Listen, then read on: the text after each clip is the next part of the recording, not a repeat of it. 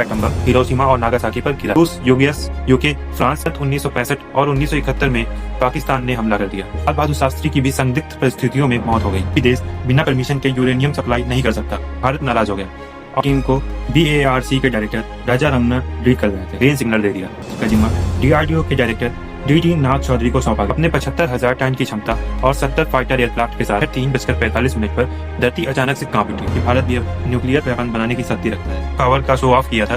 कहा कि नाक के नीचे से भारत ने न्यूक्लियर बम बनाने की परमिशन नहीं दी थी। भारत का पहला atomic test smiling Buddha, Bharat ने परमाणु बम बना लिया।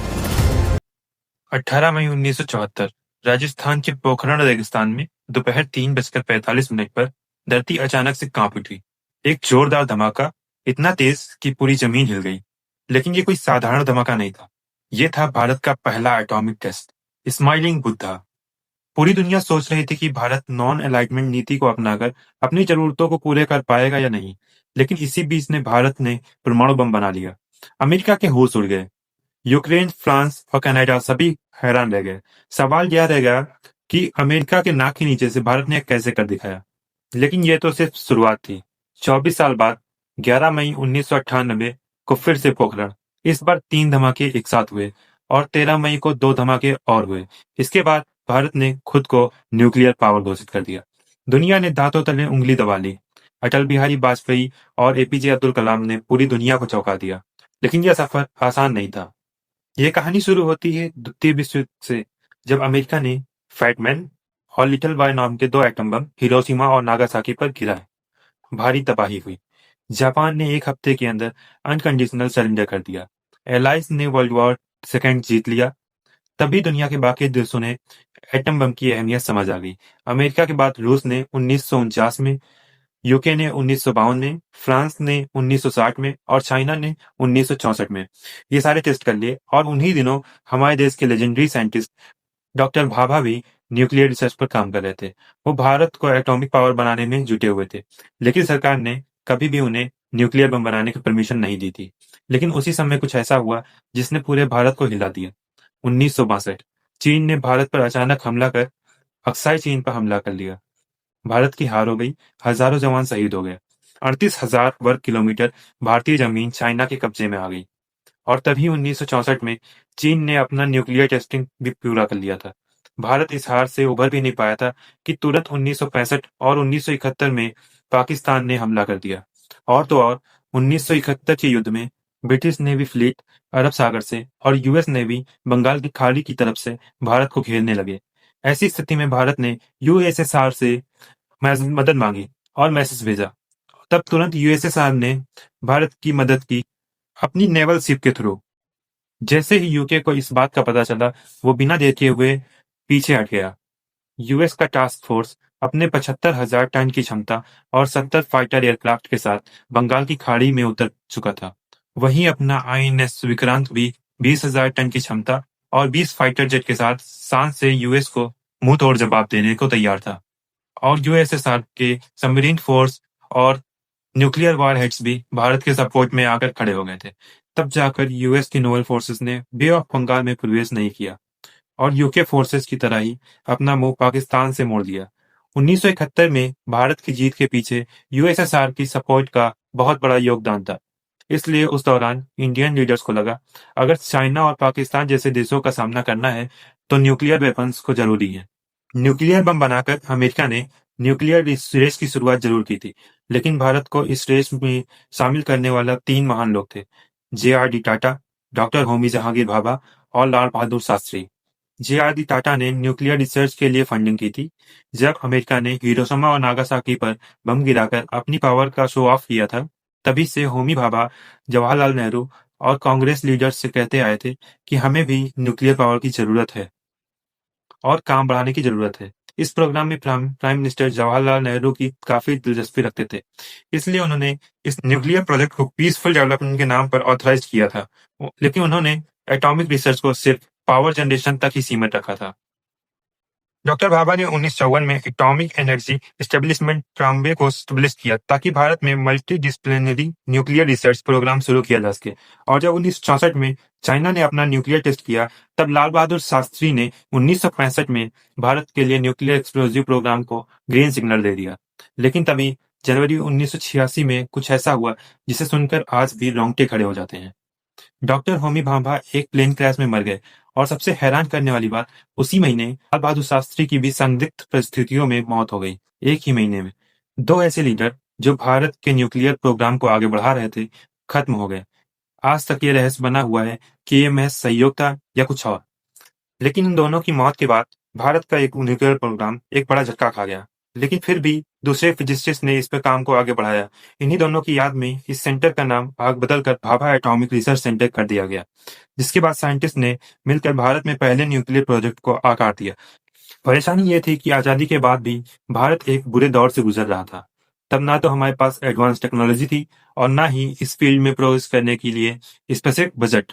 हालात इतने बुरे थे कि यूएस और यूएसएसआर जैसे विकसित देशों की ह्यूमैनिटेरियन हेड पर देश चल रहा था। लेकिन इस बीच यूएसएसआर, यूक्रेन और फ्रांस वो देश बन गए जो न्यूक्लियर बम बनाने में सफल हुए। फिर देर न करते हुए चाइना ने भी अपना पहला न्यूक्लियर बम टेस्ट कर लिया। अब दुनिया में 5 ऐसे देश थे जो घातक न्यूक्लियर टेक्नोलॉजी से किसी भी देश को तबाह कर सकते थे। दुश्मन देश चाइना की इस लिस्ट में शामिल होते ही भारत पर भी प्रेशर बन गया था कि वो भी अब अपनी डिफेंस टेक्नोलॉजी को दुरुस्त करें। सिक्योरिटी के इसी खतरे की वजह से अब भारत ने भी अपना ध्यान न्यूक्लियर वेपन की तरफ मोड़ दिया। 1966 आते आते रूलिंग पार्टी से लेकर सारे लीडिंग इंडियन साइंटिस्ट लॉबी का भी यही मानना था कि इंडियन को एटॉमिक वेपन्स में सेल्फ रिलायंस होना बहुत जरूरी है। वहीं दूसरी तरफ रूस, यूएस, यूके, फ्रांस और चाइना ने नॉन प्रोफिलेशन ट्रीटी बनाई, जिसमें कहा गया कि एनपीटी के मेंबर्स न्यूक्लियर वेपन टेक्नोलॉजी के बढ़ाने से रोकेंगे। उनका यह भी कहना था कि ये देश अब किसी भी दूसरे देश को इस खतरनाक वेपन को बनाने की जानकारी नहीं देंगे। ऐसे में एनपीटी की दोहरी नीति से भारत नाराज हो गया और इस ट्रीटी पर भारत ने साइन नहीं किया और यह डिसाइड कि अब भारत भी अपना एटम बम बनाएगा। लाल बहादुर शास्त्री के देहांत के बाद में जब 1966 में इंदिरा गांधी के हाथों में सत्ता आई, तब उन्होंने भी फैसला कर लिया था कि भारत भी अब न्यूक्लियर बम बनाने की नीति पर कार्य जारी रखेगा। इस प्रोजेक्ट पर वेस्टर्न कंट्रीज की पैनी नजर थी। यूएस से लेकर कोई भी डेवलप्ड देश नहीं चाहता था कि भारत न्यूक्लियर डेवलपमेंट का हिस्सा बन जाए। इन्हीं चुनौतियों के बीच न्यूक्लियर बम बनाने का काम 2 टीम्स को सौंपा गया, जिसमें पहली टीम को बीएआरसी के डायरेक्टर राजा रमना लीड कर रहे थे, जबकि दूसरी टीम को लीड करने का जिम्मा डीआरडीओ के डायरेक्टर डीटी नाग चौधरी को सौंपा गया था। दोनों टीम्स को मिलाकर टोटल 75 साइंटिस्ट और इंजीनियर्स की टीम इस काम पर लगी हुई थी। लेकिन केवल 3 लोगों को ही न्यूक्लियर प्रोजेक्ट की जानकारी थी, जिसमें पहली खुद इंदिरा गांधी थी। मिशन की सीक्रेसी को बरकरार रखने के लिए डिफेंस मिनिस्टर और होम मिनिस्टर को भी इस प्रोजेक्ट की इंफॉर्मेशन से बाहर रखा गया था। लेकिन यहाँ एक बड़ी परेशानी आई। बम बनाने के लिए प्लूटोनियम की जरूरत थी, लेकिन ट्रांबे का फिनिक्स रिएक्टर पहले ही बंद हो चुका था और बचे हुए प्लूटोनियम को पूर्णिमा न्यूक्लियर रिएक्टर में इस्तेमाल किया जाता था। ऐसे में प्लूटोनियम की डिमांड को पूरी करने के लिए 1973 में पूर्णिमा रिएक्टर को शट डाउन कर दिया गया, ताकि वहां से प्लूटोनियम को लेकर न्यूक्लियर टेस्ट में इस्तेमाल किया जा सके। इसके अलावा वासुदेव अय्यर ने बम के सबसे जटिल हिस्से न्यूट्रॉन इनिशिएटर को बनाने में कामयाबी हासिल की। ये वो हिस्सा था जिसे बनाने में अमेरिका को भी सबसे ज्यादा परेशानी हुई थी। टेस्टिंग के लिए साइंटिस्ट की पहली प्रेफरेंस पोखरण रेंज थी, क्योंकि टेस्टिंग एक ऐसे इलाके में की जानी थी जहां आसपास कोई आबादी ना हो, और ये सभी कंडीशन राजस्थान के थार डेजर्ट पर परफेक्टली एप्लीकेबल होती थी। और फाइनली 18 मई 1974 को दोपहर को 3:45 पर बटन दबाया गया। न्यूक्लियर एक्सप्लोजन हुआ। अच्छी बात यह थी कि बम इम्प्लोसिव था और टेस्ट को जमीन के नीचे किया गया था, इसलिए रेडिएशन का हवा में फैलने का डर कम था। साथ ही बम 12 किलोटन क्षमता का था, इसलिए विस्फोट ज्यादा भयानक और विनाशकारी नहीं था। लेकिन इस विस्फोट के साथ ही दुनिया जान गई थी कि भारत भी अब न्यूक्लियर वेपन बनाने की शक्ति रखता है। भारत के इस पहले न्यूक्लियर टेस्ट को स्माइलिंग बुद्धा के नाम से बुलाया जाने लगा। अखबारों में छपी इंडियन न्यूक्लियर टेस्ट की खबर से अमेरिका की नींद उड़ गई। वह यह हजम करने को राजी नहीं था कि भारत अमेरिका से छुपकर न्यूक्लियर टेस्ट भी कर सकता है, और वो भी उनके नाक के नीचे से। कुछ ऐसा ही रिएक्शन कनाडा का भी था, जो खुद को ठगा हुआ महसूस कर रहा था। दरअसल टेस्ट के लिए जिस प्लूटोनियम का इंतजाम हुआ था, वो कनाडा द्वारा दी गई हैवी वाटर रिएक्टर टेक्नोलॉजी का ही से ही प्रोड्यूस किया गया था। टेस्ट के तुरंत बाद ही कनाडा ने भारत के साथ बनाने वाली रिएक्टर प्रोजेक्ट से अपना पल्ला झाड़ लिया और इसके अलावा न्यूक्लियर टेक्नोलॉजी और फ्यूल की सेल पर बैन लगा दिया। कई वेस्टर्न नेशनल का मानना था कि भारत खुद 1960 के दशक में एनपीटी का समर्थन कर रहा था और आखिर में भारत ने ही गुपचुप तरीके से न्यूक्लियर डिवाइस टेस्ट करके इस ट्रीटी का मजाक बना दिया। सीटीबीटी ट्रीटी को रिलीज करके किया गया। यह comprehensive nuclear test ban treaty थी, जिसके तहत नियम बनाया गया किसी भी देश या इंसान को न्यूक्लियर टेस्ट करने की इजाजत नहीं है। इसके अलावा एनएसजी का भी फॉर्मेशन किया गया। एनएसजी का दरअसल न्यूक्लियर सप्लायर ग्रुप था, जिसमें यह साफ शब्दों में कहा गया था कि कोई भी देश बिना परमिशन के यूरेनियम सप्लाई नहीं कर सकता। खास तौर पर भारत को न्यूक्लियर रिलेटेड रिसोर्सेज सप्लाई करने पर पूरी तरह बैन लगा दिया गया था। फिर 1995 में प्राइम मिनिस्टर की कुर्सी की कमान पीवी नरसिम्हा राव के हाथ आई, जिन्होंने एक बार फिर जोर शोर से पोखरण में न्यूक्लियर टेस्ट की तैयारी करवाई। लेकिन उनसे गलती यह हो गई कि उन्होंने प्रोजेक्ट की सीक्रेसी पर ध्यान नहीं दिया और इसी के चलते अमेरिकन स्पाइस सैटेलाइट को पोखरण में तैयार होने वाली दूसरे न्यूक्लियर टेस्ट का पता चल गया। यहाँ एक बार फिर अमेरिकन प्रेसिडेंट बिल क्लिंटन ने भारत पर जियोपॉलिटिकल प्रेशर बनाकर न्यूक्लियर टेस्ट को बैन करवा दिया। उन्होंने डायरेक्ट प्रधानमंत्री को फोन लगाकर साफ किया कि यह टेस्ट हुआ तो भारत को इसका अंजाम भुगतना पड़ सकता है, और अमेरिका ने ऐसा एक बार नहीं बल्कि 2 बार किया। लेकिन इतने बड़े बवाल के बाद भी भारत ने अपने गोल से नजर नहीं हटाई और इस प्रोजेक्ट में जल्द ही एपीजे अब्दुल कलाम को साथ मिला अटल बिहारी वाजपेयी का। 1996 में जब अटल बिहारी वाजपेयी सत्ता में आए, उन्होंने प्रधानमंत्री बनते ही एपीजे अब्दुल कलाम और आर चिदम्बरम के साथ साथ भारत के टॉप लेवल साइंटिस्ट को न्यूक्लियर वेपन्स बनाने का काम सौंप दिया। उन्होंने वैज्ञानिकों को पूरी छूट दी कि वो चाहे जो करें, लेकिन इस टेस्ट को कम से कम सक्सेसफुली कंडक्ट करें। मगर अफसोस यह था कि उनकी सरकार केवल 13 दिनों में ही गिर गई और यह प्रोजेक्ट फिर से रुक गया। फिर 1998 में दोबारा पावर में आते ही अटल बिहारी वाजपेयी ने न्यूक्लियर टेस्ट को को-हेड दिया। इस टेस्ट को करने में सबसे बड़ी चुनौती सीक्रेसी की थी। सीआईए के नाक के नीचे पोखरण में टेस्ट का ऑपरेशन करना आसान नहीं था। दरअसल पोखरण एक खुला रेगिस्तान था, जहां छोटी से छोटी हलचल भी पकड़ी जाती थी। इसके लिए इंडियन आर्मी की 58 इंजीनियरिंग रेजिमेंट को चुना गया, जिनके कंधों पर न केवल टेस्ट के साइट को प्रिपेयर करने की जिम्मेदारी सौंपी गई, बल्कि इसकी सेक्रेसी को भी मेंटेन करने की रिस्पॉन्सिबिलिटी भी दी गई। इंडियन आर्मी ने इस मिशन को बखूबी निभाया। सैटेलाइट और सीआई की पैनी नजरों से टेस्ट को बचाने के लिए आर्मी ने सैंड ड्यून्स का सहारा लिया। टेस्ट साइट्स पर जो भी साइंटिस्ट और इंजीनियर्स काम करते, वह एक दूसरे से कोड शब्दों में बात करते थे। साथ ही असल नाम के बजाय फेक नेम का यूज करते थे, जैसे कि डॉक्टर एपीजे अब्दुल कलाम को मेजर जनरल पृथ्वीराज के नाम से जाना जाता था, वहीं आर चिदम्बरम को मेजर जनरल नटराज के नाम से बुलाया जाता था। सभी साइंटिस्ट के लिए इंस्ट्रक्शन थे कि टेस्ट साइट पर वो आर्मी के ही यूनिफॉर्म में काम करें। इसके लिए टेस्ट साइट पर ज्यादातर काम रात में किया जाता, क्योंकि रात में अंधेरे की वजह से सैटेलाइट की विजन पावर पर इम्पैक्ट पड़ता था।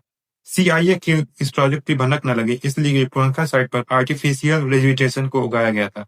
सेंसर केबल्स को रेत से ढक दिया जाता था, साथ ही बम सॉफ्ट को कैमफ्लॉग नेटिव से कवर कर दिया जाता था। फाइनली 11 मई 1998 को दोपहर में 3:45 पर जब हवा रुक गई, तब पोखरण में कुछ ऐसा धमाका हुआ कि पूरी धरती कांप उठी। इस दिन भारत ने एक नहीं बल्कि 3 न्यूक्लियर डिवाइस को सक्सेसफुली टेस्ट किया और इतिहास रच दिया। भारत इकलौता ऐसा देश बना जिसने अपनी ही टेक्नोलॉजी के बलबूते पर न्यूक्लियर टेस्ट किया और अमेरिका के होश उड़ा दिए। 11 मई के बाद भारत ने 13 मई को भी 2 एक्सपेरिमेंट करके इंटरनेशनल लेवल पर अपना एक अलग नाम बना लिया था। भारत की इस बड़ी अचीवमेंट को ऑपरेशन शक्ति का नाम दिया गया। देश में जहां इस न्यूक्लियर टेस्ट के चलते जश्न का माहौल था, वही सभी वेस्टर्न नेशनल में मातम छाया हुआ था। अमेरिका के प्रेसिडेंट अपनी कॉन्फ्रेंस में भी भारत के टेस्ट को एशिया के लिए खतरा बताने से पीछे नहीं हट रहे थे। लेकिन इन सभी से बयानबाजी के बीच अटल बिहारी वाजपेयी ने भारत के पक्ष को बड़ी सूझबूझ से डिफेंड किया था। एपीजे अब्दुल कलाम भी प्रेस कॉन्फ्रेंस में भी ये बयान देते हुए नजर आए थे कि भारत का यह वेपन अपने देश की सुरक्षा के लिए बनाया गया है। इतिहास उठाकर देख लो तो आज तक भारत ने कभी भी किसी भी देश की सुरक्षा पर आक्रमण करने की कोशिश नहीं की है, बल्कि इसके विपरीत दूसरे देशों ने भारत पर आक्रमण किया है। ऐसे में हमारा यह हथियार भारत की सिक्योरिटी को ध्यान में रखकर बनाया गया है। सीटीबीटी में जल, थल और हवा में टेस्टिंग पर रोक थी, लेकिन भारत ने जमीन के नीचे इस टेस्ट को अंजाम दिया था। इसके बाद दूसरा रूल एनपीटी का था, जिसमें भारत ने साइन ही नहीं किया था। अमेरिका ने भी भारत पर एनएसजी के तहत न्यूक्लियर रिसोर्सेज को दूसरे देशों से सप्लाई करने का आरोप लगाया था, लेकिन इस टेस्ट में इस्तेमाल होने वाले सारे रिसोर्सेज भारत के ही थे। ऐसे में अमेरिका भारत का कुछ भी नहीं कर पाया।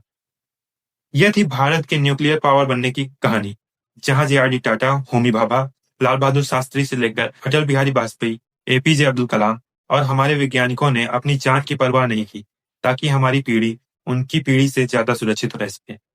दोस्तों, अगर वीडियो पसंद आई हो तो वीडियो को एक लाइक जरूर करें और चैनल को भी सब्सक्राइब जरूर करें। जय हिंद।